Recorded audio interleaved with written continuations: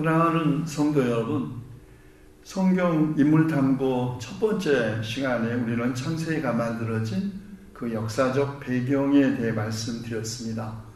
오늘은 창세기 나오는 아담과 이브 이야기로 들어가려고 합니다.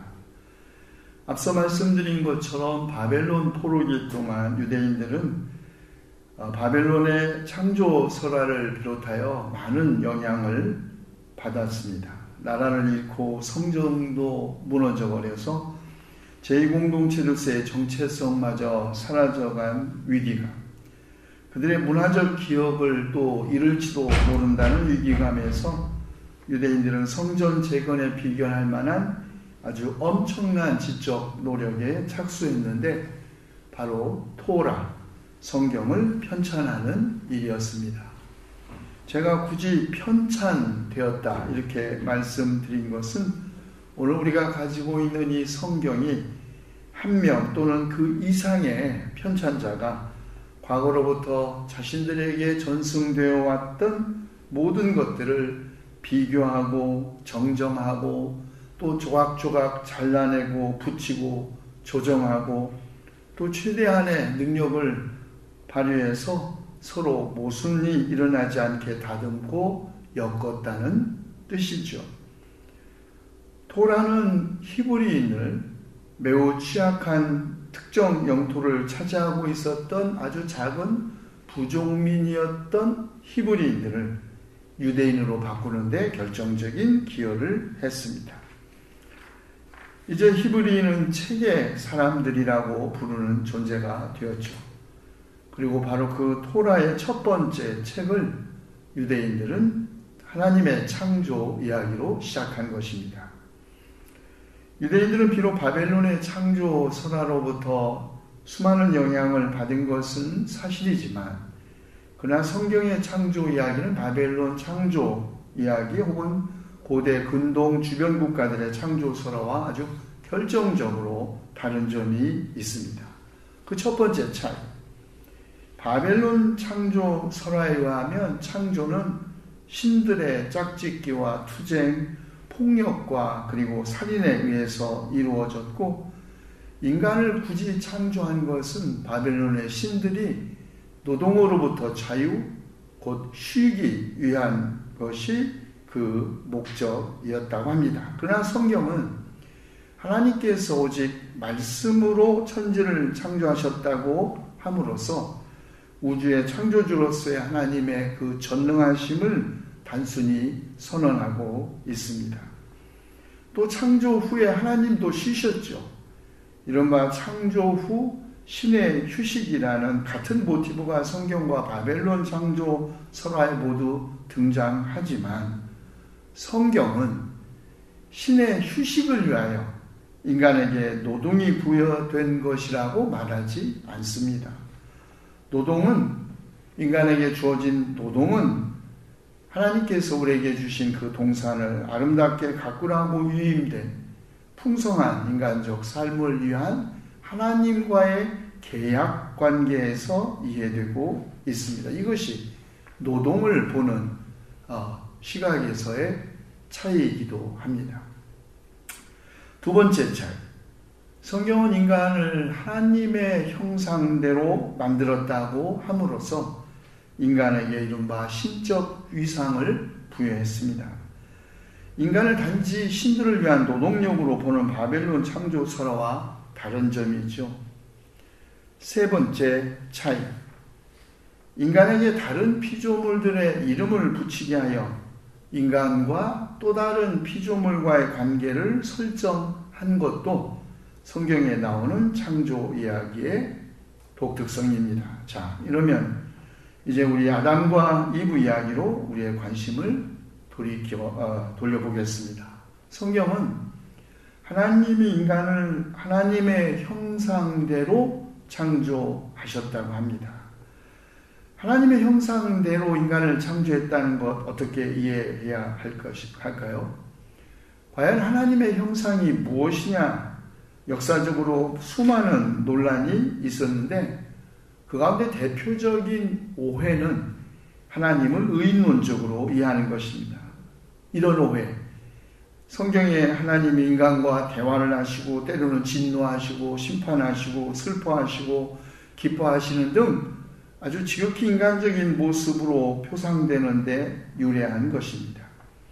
그러나 분명한 것은 하나님께서 우리 인간 호모사피엔스와 같은 이런 형태의 몸을 가지고 있지 않다는 것이죠. 또 어떤 사람들은 하나님의 형상을 인간의 이성 혹은 인간의 양심에서 찾기도 합니다. 그러나 우리는 하나님의 형상대로 창조되었다는 성서의 증언을 인간은 단지 하나님의 피조물이라는 것, 그러나 인간은 또한 영적 존재로서 하나님의 품성에 참여하고 있는 생명이라는 것을 의미한다. 이렇게 간단하게 정리하고 넘어가겠습니다. 우리에게 오늘 중요한 것은 인간의 타락과 낙원으로부터의 추방 이야기입니다. 성경은 이브가 동산 한가운데 있는 나무의 열매를 뱀의 유혹에 넘어가 따먹고 또 남편에게도 먹게 했기 때문에 동산에서 추방되었다고 합니다.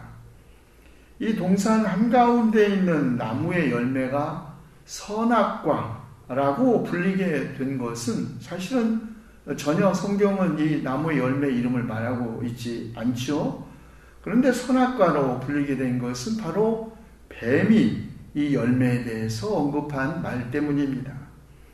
너희가 그 나무 열매를 먹으면 너희의 눈이 밝아지고 하나님처럼 되어서 선과 악을 알게 된다는 것을 아시고 그렇게 말씀하신 것이다.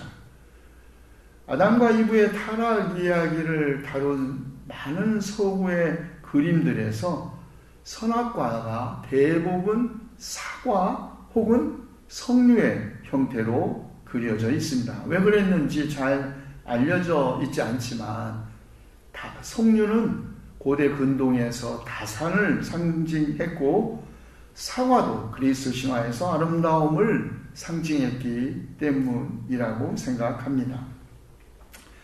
그렇다면 유혹자인 뱀은 무엇을 상징하는 것일까요? 성경은 뱀이 하나님께서 만드신 것 중에 가장 간교했다라고 말합니다. 뱀은 간교했을 뿐 하나님께서 만드신 것이란 말이죠. 그런데 전통적으로 뱀은 인간을 유혹하는 사탄으로 이해되었는데 문제는 그렇다면 사탄 혹은 악도 과연 하나님께서 만드신 것이냐라는 질문입니다. 성경은 이 질문에 답하고 있지 않습니다. 그러나 이스라엘의 지혜문학인 욥기에서도 사탄은 우리가 그 유래를 알 수 없으나 천사들과 함께 하나님의 주권 아래에 있는 것으로 표현됩니다. 선하신 하나님이 악과 사탄을 만드실 수 없기에 유대교와 이슬람은 사탄을 타락한 천사로 이해하기도 했습니다. 어쨌든 이분은 뱀의 유혹에 넘어가 선악과를 따먹었죠. 그 나무 열매를 먹으면 눈이 밝아져 하나님처럼 된다는 뱀의 유혹에 넘어간 것입니다. 그 어떤 유혹과 시험보다 피조물인 상대적인 인간이 절대적인 신적인 존재가 된다는 것만큼 강력하고 치명적인 유혹은 없습니다. 그런데 선악과를 따먹고 눈이 밝아진 인간이 본 것은 하나님처럼 된 자신이 아니라 바로 벌거벗은 자신이었습니다. 눈이 밝아진 인간은 자기들이 벗은 몸인 것을 알고 무화과 잎으로 치마를 엮어서 몸을 가렸다고 합니다.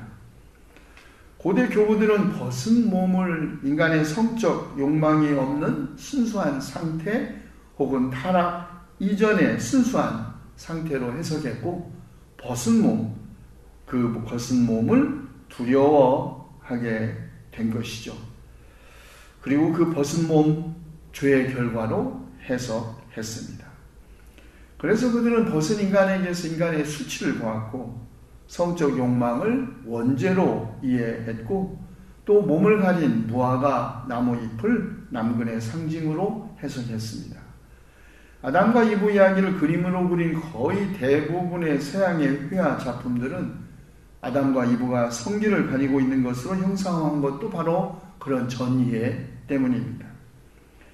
전통적으로 아담과 이브 이야기는 원죄가 무엇이냐를 규명하는데 또 활용되어 왔습니다. 아담과 이브가 지은 원죄는 불순종의 죄이고 인간이 피할 수 없다는 점에서 성적 결합을 통해 유전된다는 것이죠. 그래서 인간의 성적 욕망 그 자체가 죄악시 된 것입니다. 이런 시각이 그리스도교를 지배하게 된 것은 그 누구보다도 우리가 잘 아는 성 아우구스티누스의 영향이 큽니다. 그러나 아우구스티누스와 동시대 인물이면서 그와 그의 주장이 터무니없는 동시에 역겹다고 주장한 또 다른 교부가 있었습니다. 브리튼 태생의 수사 펠라기우스였죠. 기원 후 390년에 로마에 도착해서 그 학식의 폭, 그의 웅변 능력, 금욕적인 소박한 생활로 수많은 사람들에게 감명을 준 펠라기우스는 도덕적 낙관주의자였습니다. 그는 모든 인간이 태어날 때 순수하게 태어난다고 믿었습니다. 갓난아기들이 특별한 덕성을 부여받고 세상에 들어오지는 않지만 그렇다고 악의 오점을 안고 들어오지도 않는다. 펠라기우스의 말입니다. 우리는 우리 내부에 악이 아닌 선을 선택할 가능성을 안고 있다.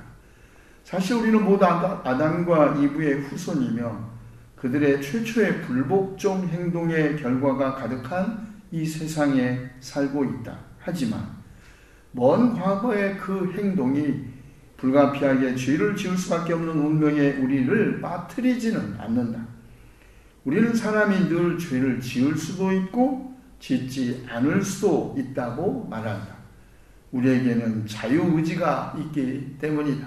이른바 자유의지를 주장한 펠라기우스의 신학이었습니다.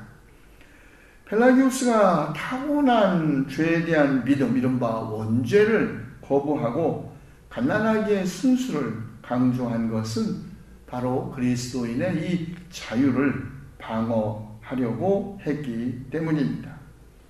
펠라기우스의 이런 주장에 경악한 사람 누구겠습니까? 바로 아우구스티누스였습니다. 인간은 아담과 이브의 타락에 의해서 태어날 때부터 원죄를 안고 타락하여 죽을 운명에 놓이게 되었다. 라는 그의 신학적 주장 전체가 공격을 받았다고 느꼈기 때문이죠. 아우구스티누스는 그런 펠라기우스를 이단으로 공격하고 그를 재판에 회부하였습니다. 아주 길고 신랄한 신학 논문을 써서 로마에 보내면서 펠라기우스를 규탄했죠. 그러나 교황청에 아우구스티누스는 긴 논방문만 보낸 게 아니었습니다. 교황궁에 종마 80마리라는 큰 선물도 함께 보냈습니다. 펠라기우스는 결국 유죄 선고를 받고 파문을 당하여 이집트로 추방되었다가 420년경에 세상을 떠났습니다. 만약에 이 신학적 교리 싸움에서 펠라기우스가 이겼다면 오늘의 서구 그리스도교는 전혀 다른 모습을 가졌을 것입니다. 그러나 결국 아우구스티누스가 이 신학적 논쟁에서 승리했고 그의 신학이 서구 그리스도교의 정통을 형성했습니다. 아우구스티누스의 이런 승리는 결과적으로 그리스도교가 성을 죄악시했을 뿐만 아니라 여성 혐오의 흐름을 쏟아져 나오게 한 수문을 열었던 것이죠. 그리고 아우구스티누스는 고백록을 쓰고 나서 몇 년 뒤에 아담이 금단의 열매를 먹은 것에서 자만, 신성, 모독, 간통, 탐욕, 심지어 살인까지 죄의 목록 전체를 찾아낼 수 있었습니다. 한 가지 흥미로운 것은 타락한 아담과 이브를 형상화한 작품 가운데 1015년경에 만들어진 베른바르트 청동문에 있습니다. 이 청동문의 한 부분에 하나님의 아담과 이브의 심판이라는 제목이 붙은 작품이 하나 있습니다. 하나님이 아담을 손가락으로 가르칩니다. 그리고 아담은 한 손으로는 하체를 가리고 또 한 손으로는 이브를 가리킵니다. 그런데 이브도 또 한 손으로 하체를 가리고 다른 한 손으로 뱀을 가리키고 있는 형상입니다. 주의 책임은 자신이 아니라 전적으로 타자에게 있다는 말이죠. 책임전가, 그건 너, 요즘 말로 하면 내로남불도 호모사피엔스의 이런 원초적인 특징, 아담과 이브로부터 온 것인 것 같습니다. 그러나 벗은 몸은 원죄로서의 성욕이나 수치심이 아니라 보호받지 못함의 상징으로 해석해야 한다고 저는 생각합니다. 옷은 취향과 신분을 나타내기도 하지만 옷의 원초적인 의미는 보호에 있습니다. 그래서 하나님은 후에 가죽옷을 만들어서 아담과 그의 아내에게 입혀주셨던 것이죠. 그렇습니다. 성경이 전하는 인간의 타락과 신락원 이야기의 그 초점은 마침내 자기 운명의 주인이 되려는 욕망에서 선악과를 따먹은 인간을 보호하시는 하나님에게 있습니다. 인간은 자기를 창조하신 하나님처럼 되어서 자기 운명과 자기 생명의 주인이 되려고 선악을 알게 하는 열매를 먹었으나 눈이 밝아져 그들이 본 것은 신처럼 된 인간이 아니라 벗은 몸, 보호받지 못하는 자신의 운명을 본 것이죠. 보호받지 못함, 두려움을 야기합니다. 이제 인간은 하나님 없이 홀로 서기를 해야 하는 운명에 처해지게 되었습니다. 하나님 없이 하나님 앞에, 이것이 낙원에서 추방당한 인간의 실존입니다. 그러나 하나님은 바로 이 생명인간이 생명나무 열매까지 먹고 끝없이 살게 해서는 안 된다 생각하시고 낙원에서 추방하셨습니다. 죽음은 축복입니다. 죄 가운데서, 두려움 가운데서 끝없이 산다는 것 저주이죠. 그런 의미에서 죽음은 생명의 완성이고 우리에게 죽음이 있다는 것, 고통스러운 삶의 끝이 있다는 것이야말로 구원이 아닐 수 없습니다. 죽음, 다시 말해 우리의 삶의 끝이 있다는 것은 죄의 결과, 타락에 대한 심판이 아니라 창조의 완성이자 낙원에서 추방당한 인간에 대한 하나님의 배려입니다. 낙원에서 인간을 추방하시는 하나님은 그러나 인간에게 가죽옷을 만들어 입혀주십니다. 인간의 불순종과 타락에도 불구하고 스스로 하나님의 보호를 거절한 인간을 보호하시는 하나님, 바로 이 하나님의 사랑이 성경의 창조 이야기의 중심인 것이죠. 기도하겠습니다. 창조주이시며 생명의 근원이신 주님, 코로나 바이러스 19가 세계적으로 확산되고 수많은 사람들이 목숨을 잃었고 지금도 힘겹게 병과 싸우고 있습니다. 이 사태가 장기화되면서 사회적 불안과 경제난도 가중되는 것이 더욱 걱정입니다. 낙원에서 추방당한 첫 인간에게 가죽옷을 만들어 입혀주셨듯이 감염병과 싸우고 있는 모든 이들에게 생명의 옷 입혀주시어 보호해 주시옵소서. 다가오는 봄 기운과 함께 코로나 바이러스 19도 진정되고 사라지게 해 주시옵소서. 언당 속에서 싹이 움트듯이 죽음의 굳은 땅을 뚫고 생명의 기운 솟아나듯이 주님의 은혜를 힘입어 우리가 모두 이 감염병 이기게 하여 주시옵소서. 우리 주 예수 그리스도의 이름으로 기도하옵나이다.